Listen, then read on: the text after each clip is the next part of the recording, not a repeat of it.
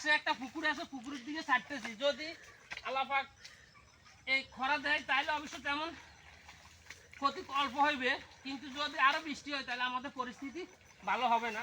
সবাই আমাদের জন্য দোয়া করবেন, আমরা যেন এই বিপদ থেকে উদ্ধার হইতে পারি। প্রিয় ভাইয়েরা, আপনারা সবাই আমাদের জন্য দোয়া করবেন।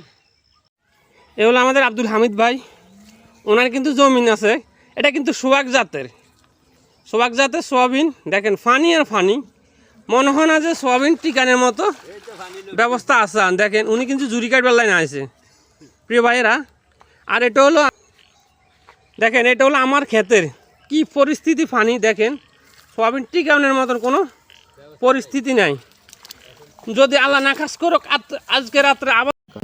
এ হলো আরেকজন কৃষক নাসির হুসাইন, দেখতেছেন তার ক্ষেতে ফানি আর ফানি আসছে, কিন্তু জুরি কাটছে।